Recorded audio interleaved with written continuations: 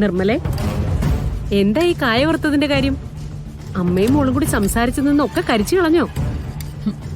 അതെന്തൊരു വർത്താനാ സുമിത്രേ? സുമിത്രയുടെ സംസാരം കേട്ടാ തോന്നുമല്ലോ ഞാനും മോളും കൂടി ഇവിടെ കരുതി കൂട്ടി എന്തൊക്കെയോ ചെയ്യുവാണെന്ന്. അയ്യോ, ഞാൻ അങ്ങനെയൊന്നും പറഞ്ഞതൊന്നും അല്ല നിർമ്മലേ. ഒരു തമാശ ചോദിച്ചെന്നേ ഉള്ളൂ. ആ, അല്ലെങ്കിൽ ഇവിടെ പുതിയ ഓരോരുത്തരെയൊക്കെ കാണുമ്പോ പഴയവരൊക്കെ വെറും തമാശയായിട്ടൊക്കെ തോന്നും. നിർമ്മലേ, നീ അതങ്ങോട്ട് കോരിയെടുക്ക്. അതെങ്കിലും ഒന്ന് നടക്കട്ടെ.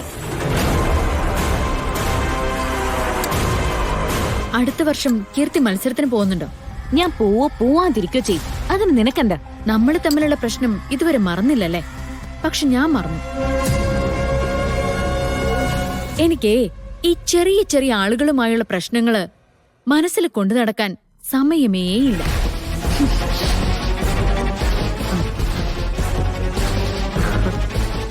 കഴിച്ചു നോക്കുമോളെ.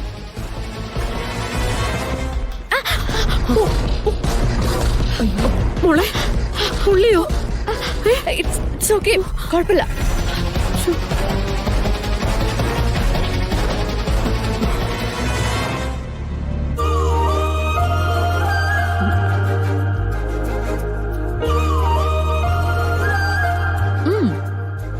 ടേസ്റ്റ് ഉണ്ട്. ഇവിടുത്തെ പറമ്പിന്ന് എടുത്താ കുട്ടി, അതാ രുചി. ഈ കറികളുടെ എല്ലാ സ്മെല്ലും ഒന്നിച്ചു വന്നിട്ട് എന്തൊരു ശ്വാസം മുട്ടല്ലേ ഇവിടെ. ഗാഥ മാഡത്തിന് ഇതൊന്നും സഹിക്കാൻ പറ്റുന്നുണ്ടാവില്ല. ഗാഥ മാഡം, നമുക്ക് പുറത്തേക്ക് പോവാം.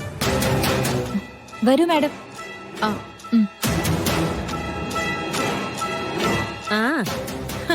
അടുക്കളയിൽ നിന്നിട്ട് ശ്വാസം മുട്ടുന്നു എന്നൊക്കെ പറഞ്ഞ അതിന്റെ അർത്ഥം എല്ലാവർക്കും മനസ്സിലായല്ലോ.